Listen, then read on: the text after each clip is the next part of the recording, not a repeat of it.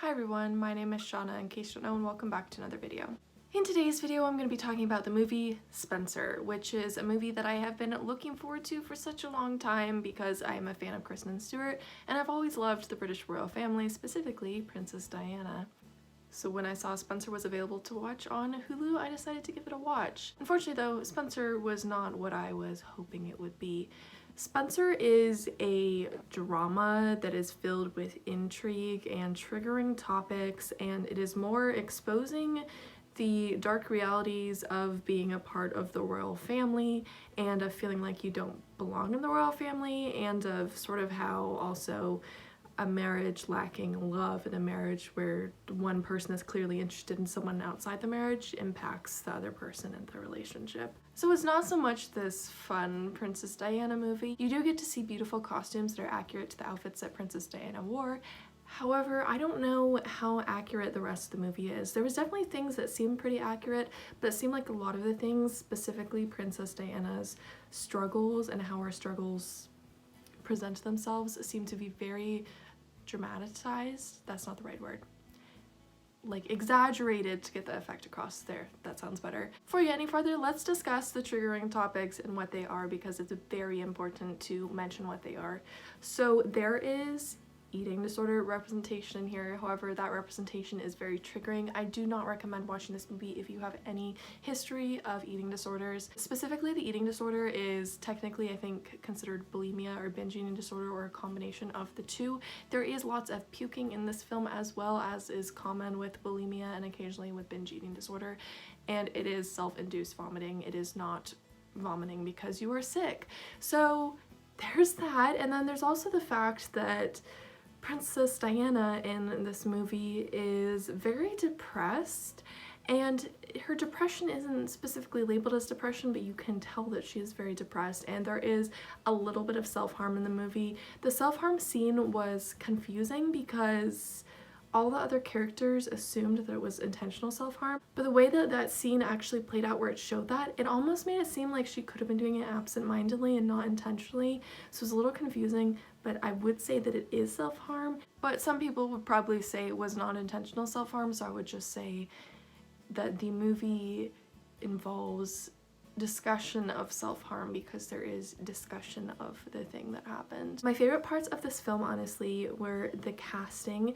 Each person was cast so perfectly. I love the casting for Prince William and Prince Harry. They were done so well. I think all of the cast did a great job of capturing the real life people they're portraying. Specifically, I really liked Queen Elizabeth, and that actress did such a phenomenal job.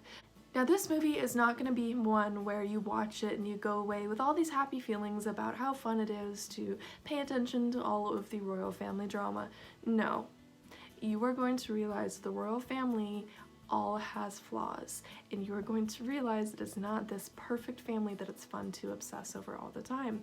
I used to obsess over the royal family, like every element of them, but as I've gotten older and learned more about the truth of the royal family, I'm like, some of these people in the royal family are not people that I should be obsessing over. They are actually terrible humans, specifically Princess Diana's husband, because they are still married in the movie.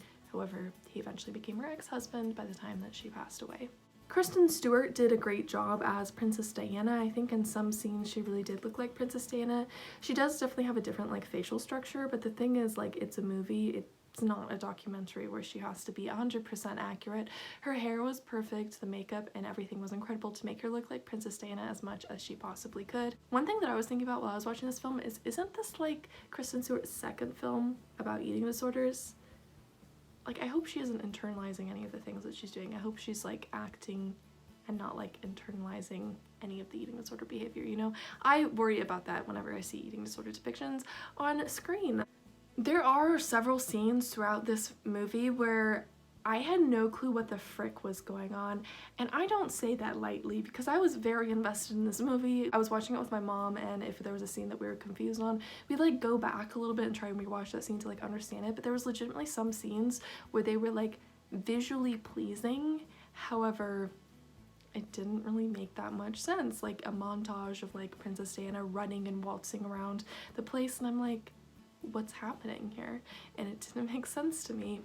This movie is also very slow because the movie takes place over the course of 3 days and it doesn't focus on the royal family. It focuses solely on Princess Diana, so most of the movie is just focused just on her and most of the scenes just have her in it. All of the other actors and actresses, although they did an incredible job, are very minor side characters. It's not like something like Harry Potter, for example, where you'd have Harry as the main character and then you'd also have like lots of scenes with like Ron and Hermione in there as well. It's like solely focused on Princess Diana. It made the movie turn out to be really slow. I wish there was a little more interactions with other members of the royal family, but I also understand why it was focused solely on Princess Diana. Watch this movie too, I was sitting there going, holy crap, the royal family probably hates this because it is exposing some of the terrible things about the royal family, and the royal family I know likes to keep their image nice and pristine, so they were probably very upset by that. I loved the connection to Anne Boleyn and how they put that into the movie. I don't want to like spoil what exactly it is, but I'm a huge fan of Anne Boleyn. I became a fan. Well, I say I'm a huge fan of Anne Boleyn. I'm very interested in her story, but I don't necessarily like her as a person. Like if she was alive in real life, I would not be supporting her. Anne Boleyn, in case you don't know, she cheated on her husband, King Henry VIII. I support that because King Henry VIII was a selfish pig. However, Anne Boleyn was cheating on King Henry VIII with one of her relatives, so I wouldn't like Anne Boleyn if she was alive today, but like something about her story really intrigues me, so I really was surprised yet happy to see her story brought into this movie and intertwined with Princess Diana's story. Overall, I wouldn't really recommend this movie. It wasn't a movie that made me feel happy and satisfied. It was a movie that I was like, I feel like I was supposed to watch it because I like Kristen Stewart and because I'm interested in Princess Diana. However, this was not that fantastic to me.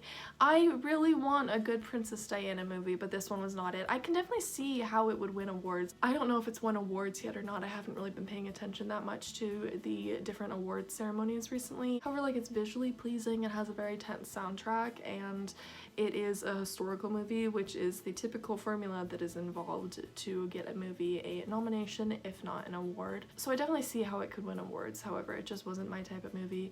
I found it to be too triggering, too depressing, and too slow, which is 3 things that I hate in movies. If you want to watch Spencer, it is currently available on Hulu. I'm not sure how long it will be on Hulu. A lot of different streaming services recently have been getting rid of tons of their movies, and I don't really know why. So if you're watching this and you're like, oh, I want to watch Spencer, go watch it before Hulu takes it off, because Hulu keeps like taking stuff off nonstop and moving it to other streaming services.